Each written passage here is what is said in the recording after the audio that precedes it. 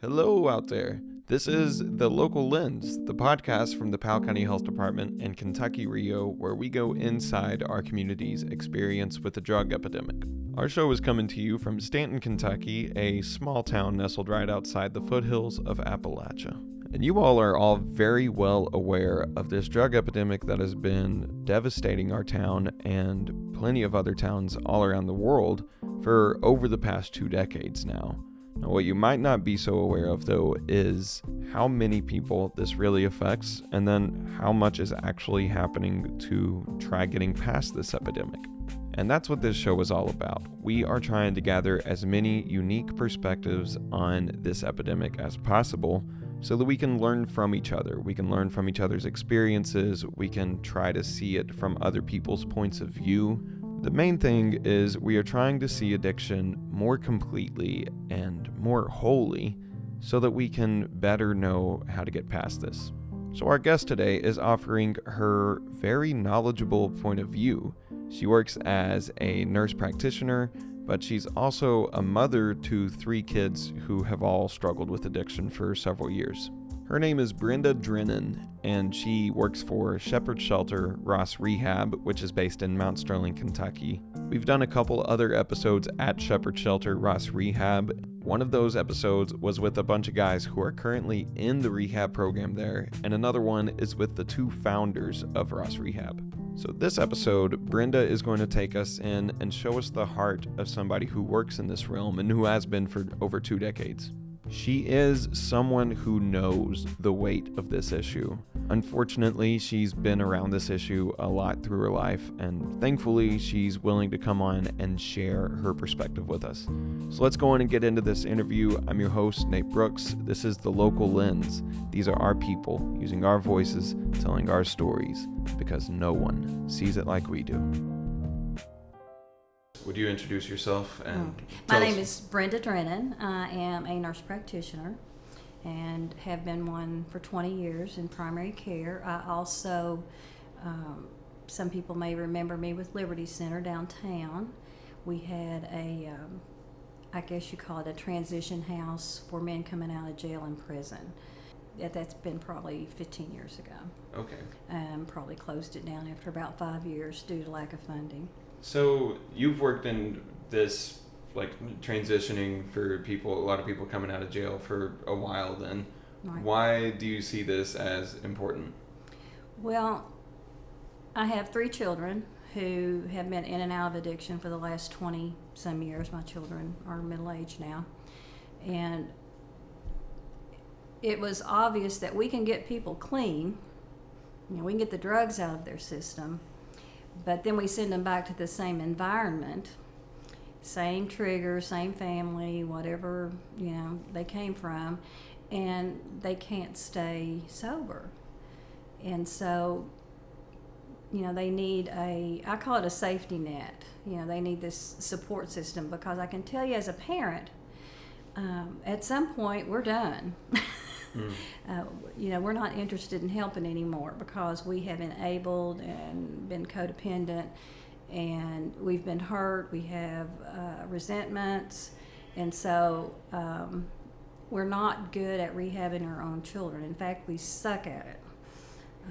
I had taken one of my children to a place here in Kentucky, and the guy said, I was trying to impress him with all my knowledge of addiction because I dealt with it a while. I had Liberty Center going. I was at Family Care Clinic, and I was telling him my thoughts on her needs. And he said, you can go home now. We don't need you anymore. You aren't doing a very good job, or you wouldn't be here. Okay. That is such a dagger to hear. Oh, yes.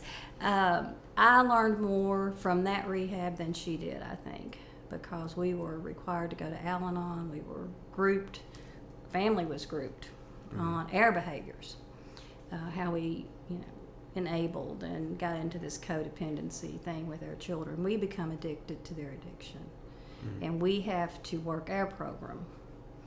And so we did Al-Anon down there and had family group, and it was a turning point for me as a parent, and also as a provider, as to sort of understanding the dynamics of families and addicts in a different light. Honestly, a lot of families are just done, and I know from a personal level, my thought was, I don't need help, she does.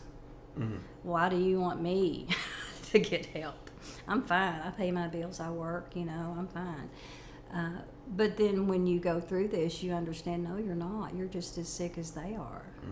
And we've heard this sentiment before back in a previous episode with a Narcotics Anonymous group. So this clip is from Lauralveys from one of our Narcotic Anonymous episodes.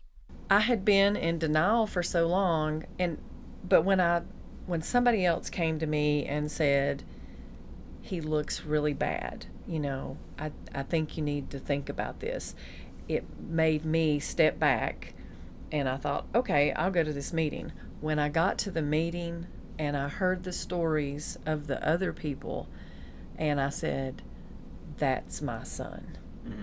And I knew at that moment that he was doing more than smoking pot. I encourage you to go listen to the 2 episodes that we did with Lauralveys.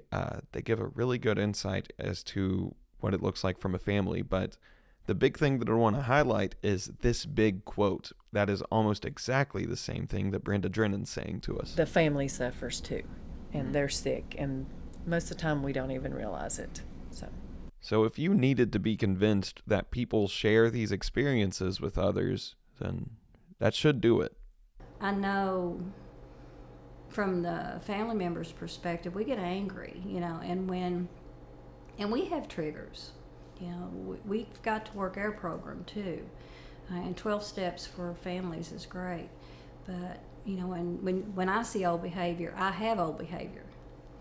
So it doesn't even have to be bad behavior. It's old behavior, like getting in my car to get something out, and my mind starts going to, what have I got in my car? Is my purse in my car? And they can be completely sober and doing great, but that's just a trigger for me. Mm-hmm. Just getting in your car. And most of us will tell you, we don't leave our purses sitting out. Mm-hmm. I don't carry money. I carry a debit card in my pocket. Mm-hmm. That's just 20 years of, that's what I do to protect myself. Mm-hmm. And it is hurtful to the addict, but as I said, that trust takes a long time to build back, because we've seen the cycle of, And if it's hurtful to the addict, then you risk triggering something for them. Exactly. As well. Right. So that's why it's important to change that whole environment so that it's all supportive of a healthy life. Outside. Boundaries. We both need boundaries, and we need to establish those boundaries.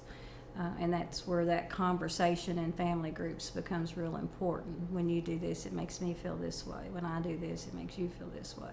So here, where's the boundaries going to be? Mm-hmm. And boundaries are very healthy. And as parents, sometimes we just didn't lay those out very well, because you didn't think you had to. My parents didn't have any boundaries for me. Mm-hmm. And so you think, it's okay to, have a key to the car, key to the house, leave everything laying out, But in this world, it becomes dangerous for both of us. Addiction has changed so much in the last 20 years. When we first got into this, it was crack cocaine and OxyContin. And we all were scrambling as to, what do you do? And our focus was, how do you get them off of it? Mm-hmm. How do you get them cleaned up? And back then the focus was, you get them put in jail. They sober up, and they go home, and then, everything's good. And then we would all buy them cars and get them an apartment and wonder why they failed. Mm-hmm. And so it changed over the years. The other difference with that, what we're seeing now, is OxyContin was a prescription drug that you knew exactly how much you were using. Mm-hmm. And now they don't know what they're getting. We're seeing fentanyl in everything, but everything from fentanyl to bug spray to ecstasy. I mean, there could be anything in that mixture, because somebody's just cooking it up or mixing it up, and we don't know. And then when fentanyl first came out, and carfentanil, as a community, we were outraged at the drug dealers. And what we came to find out was the addicts were seeking it. They wanted it. They knew it was in there. You know, they heard about that good stuff, and that's what they wanted. Yeah. And so, not to say that the drug dealers weren't the bad guys for bringing it in, but it wasn't just they were tricking them. Yeah. They knew what people wanted. It's what they wanted. There's no way to know how much they were getting, and then we started to see all these overdoses and Narcan come into the picture. So the landscape of addiction has changed a lot in the last 20 years, and we have to keep changing what we do. And we knew when we got rid of the pill mills that we would have heroin come in. We knew that. We just didn't know how bad it was going to get. You didn't know fentanyl was going to be right on his tails, and yeah. And you know, we had crack back then, which you was getting a little rock of cocaine, and they could pretty much judge that. But now we've got meth, and who knows what's in it? You know, if you've ever seen meth or heroin in its raw form, it's like it's dirty little drugs. You know, and people are putting them in their veins. And we didn't see that back then either. Yeah. So it just keeps changing, but not for the better. Yeah. And it becomes more complex. Yeah, it does, and it becomes more generational. Right. It's a bad onion. It really is, and I think we just have to keep, if you use the onion as a example, keep peeling the layers, but they're always going to be throwing something different at us because it is a profitable business for the cartels and the drug dealers, so they're always going to be changing it up. So this is an uphill battle. It's an exhausting battle, and we're never going to actually stop drug use. So it can be pretty hopeless a lot of the time. And the goal is to help people have a happy and healthy life without being dependent on drugs. That's a good enough goal in itself, right? Yes, they're not comfortable with it. I think that's what surprises us sometimes is, you go all the way through the program and you're in transition and you're living this, healthy or what we call normal life. You're working, you're paying your bills, you're doing all these things. So why'd you go back out? And sometimes it's just they're not comfortable with this lifestyle. This is not normal to them. I mean, I've even had people say it's just too quiet. I'm used to chaos. I'm used to, the party kind of thing, and maybe not even the party, but just the chaos of that. And then you go to, working 8, 10, 12 hours a day, and you're working, you're eating, you're sleeping, you know what we all do that work, that's what we do. And so helping them to find that fun in normal life, I think, is really important too. That, hey, sobriety can be fun too. You just never went to Kings Island sober, huh? So, I bet it's fun when you're sober too. And so, getting them to try some things like that, to see that, you were actually present for it and enjoyed it. So, how do people catch on to that, do you think? We just have to try to guide them, and it's there's just so much we can do in a rehab, honestly. But encouraging them to get out and trying to, one of the questions on our intake is, what do you enjoy doing? What are your hobbies?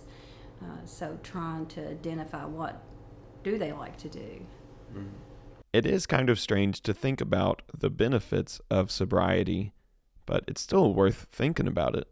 Well, I think the other benefit is you enjoy life. You're present for life. You know what's going on around you. You get your family back. Hopefully, those are things that we need to work on because family ties have been broken. So people, getting connected to their families again. Families seeing that progress. But honestly, when families see their family member gets sober over and over and over, and then it's relapse. There's a little bit of I'm going to take it slow this time. I'm not just going to let you back in the house and give you the keys to the car and open my wallet. it takes time to build that trust back. A lot of time. Trust broken is fast. Trust gained is slow progress. And so, but yeah, I think there's a lot of, more benefits than just not dying. It's learn how to live. Yeah. And I think a lot of these guys, when they get close to God and they actually believe God loves them, that's a big step. Because they've been out there, if you've never been out there in the gutter and trying to pull somebody out of it, you just don't know how bad it was for them, and they're high. They're numb to it. So, coming in to clean sheets and food in the fridge, and that's cool. But there's also this guilt and shame, especially with their families. And a lot of time, I asked somebody once, it was actually up here when I was doing a class a long time ago, I'm like, what made you go back out? And often it's a slip they used one time, and they're like, guilt and shame. I know my family's not going to understand, and so I might as well just keep going. And so that we think they're not ashamed, but they are. Their self-esteem is low. They feel guilty. And you said that you've seen this in your own family with your own kids. Right. So she works at Shepherd Shelter Ross Rehab, which we've been doing episodes there recently, as we've mentioned before. So we're going to change directions a little bit and focus on Ross Rehab and what she does there. I have known Pastor and Jeanette for 20 years. We actually met on a professional level. My son was a client of theirs when they had first started out in Lexington, and as the move came here, he was here. Okay. So that was about 20 years ago? Mm-hmm. So 20 years ago, there was not much going on in this space, right? 20 years ago, this was an empty nursing home. Okay, yeah. And actually, I had been approached by the owner to see if I wanted to open up a nursing home, because I had my clinic, and he had asked me about it. Come up and we went through it. Looked absolutely nothing like this. It was pretty bad shape then. And when I wasn't interested because there wasn't a certificate of need, so I told Pastor, I'm like, I think I just saw a place that would be perfect for rehab. So let's talk about what happens here then. How long is the program? The program here today? Mm-hmm. Well, it depends, sometimes that program is based on what the court wants, but we're pretty much, we like to see 180 days at least, 6 months. Mm-hmm. But it just depends on how fast they phase through. Phase 1 is residential, and they come in, they're here, they're not allowed off property, they're not allowed home visits. Is that as much of a detox as anything? It pretty much. Okay. That is with any drug. 30 days pretty much the minimum for detox. Some of them do come from jail, so they are, fairly detox, depending on how long they've been in that. And then they go to outpatient, and so a lot of it just depends too on, do you have any bumps in your road in these phases? You may have to stay a little bit longer, dependent on that. If they have to leave because of an illness or something like that, they may get days added on to residential. There's certain behaviors and things that we talk about in treatment team that can add days on. In phase 2, phase 3, they are able to go out and work, but they still live here. Mm-hmm. And then phase 4 is transition. So it's not a set day program. It has a lot to do with that client and how they go through that program. And it's like you meet the checkpoints, and as you meet those, then and how much resistance. And sometimes they'll leave and then they'll come back, and then we might have to start them back somewhere else. So it's sort of a fluid thing sometimes. What are your job duties here at the shelter? I'm the nurse practitioner. I do their initial medical exams. So when they do their intake, they identify a whole lot of things and put down, the medicines and things. Honestly, most of them have just really let their health go. And so we'd go through that and see, many of them being older now, we're seeing addicts in their 40s and their 50s.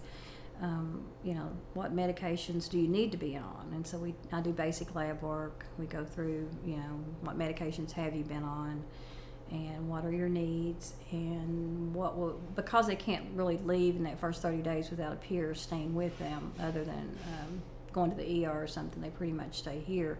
So I'm here if they get a cold or something going on with their health, and I can take care of it here. And then we start planning, do you need dental care? Do you need eyeglasses? You got a hernia that may need surgery. Do we need to start setting in? And again, it depends on how long they're going to be here. They're going to be here most of the time, however long court told them to be. So, if you're just going to be here 60 days, we can't do much with that. But if you're going to be here 180, then we can start planning to take care of some of the things that you haven't taken care of because you've been out there on the street. Dental is huge. Getting them in to get those teeth pulled while they're here in a controlled environment, that's good. But just getting some of the healthcare needs taken care of while they're here and in this environment. And so I give Vivitrol shots for those that want those. Okay. Vivitrol blocks alcohol and opiates. And so they can start getting those Vivitrol shots here and be ready to leave, and they can stay on Vivitrol for a year to 2 years. It's not something they can abuse. It's an injection. And so, we have several that want that. Probation and parole, I think, even give them a little break on the length of their probation if they get 6 consecutive shots. So, honestly, sometimes that's their motive. You set up your policy to encourage the behaviors that you want Right. people to be doing, so it makes sense then. Yeah, and it gives them, I look at Vivitrol, I used it in primary care. I look at it as a tool to help you take that alcohol and opiate off the table so that you can concentrate on your treatment, which be therapy or whatever. It's not enough by itself. It's not a one-shot wonder. It doesn't do anything other than block the drug. That's what it does.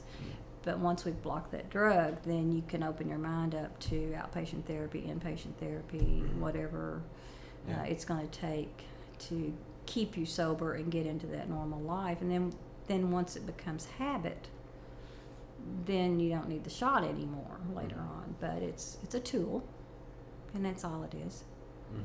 Not a crutch.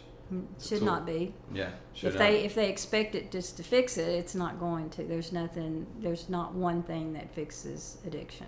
So paying for health care is something that is very complicated in this country. All the different kinds of insurance that comes into play, it all makes it a pretty complicated web. And this might not be interesting to anybody else, but I always think it's interesting to see how the money in all of this stuff works, especially for a nonprofit in-house rehab facility. Medicaid and a lot of private insurances now recognize that it is important to offer treatment, but there's grants and we have some representatives that are really trying to help here in Kentucky because it's a huge problem here. I don't know. I said once, if I were trying to help puppies and kittens, I could get all kinds of money because it makes people feel warm and fuzzy.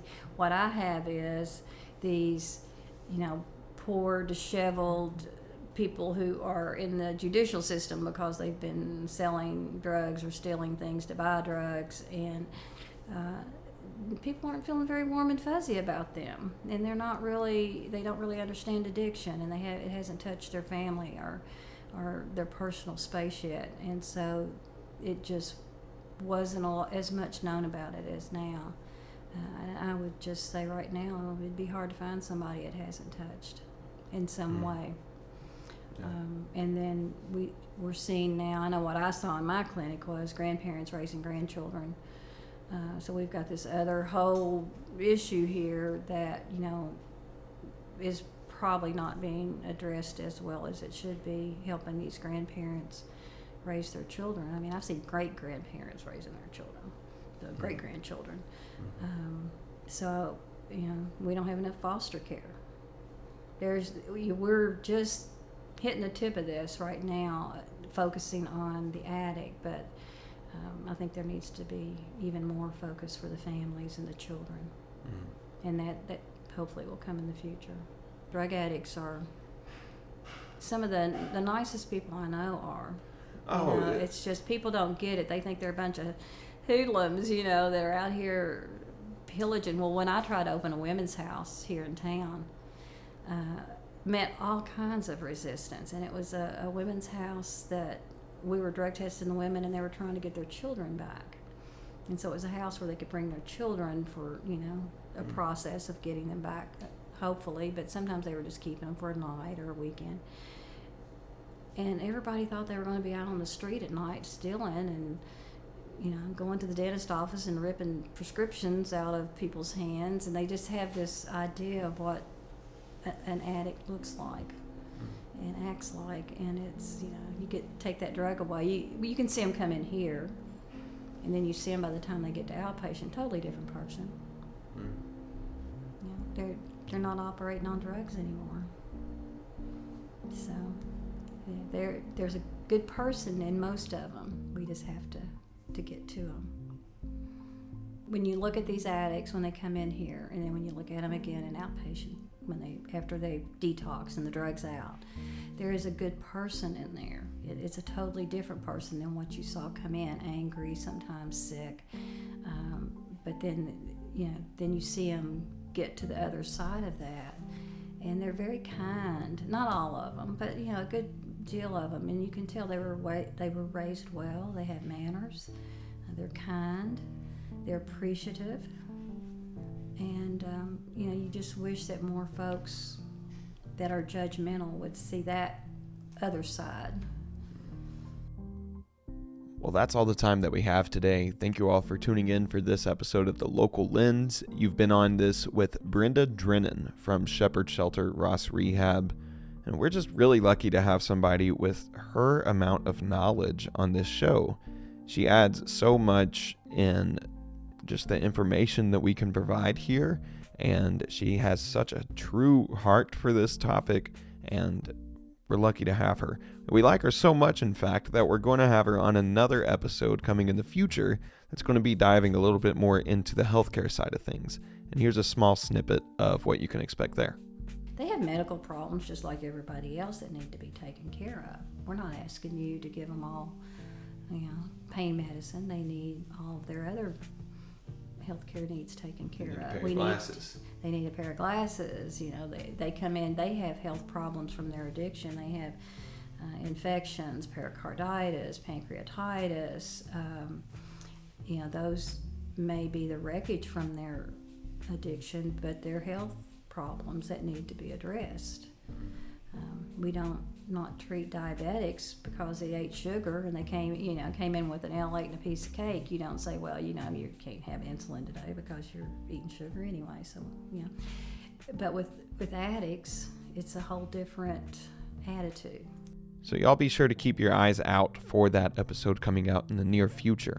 I would like to thank Brenda Drennen for coming on the show. We wouldn't be able to do this show if people weren't willing to come on and share stories about them and their families and what they see every day. I would also like to thank WSKV for helping us broadcast the show, and the Powell County Health Department in Kentucky Rio for helping us make the show in the first place. And thank you for being an audience. We ask that you guys keep sharing the show with your friends and family. This is The Local Lens. These are our people using our voices, telling our stories, because no one sees it like we do.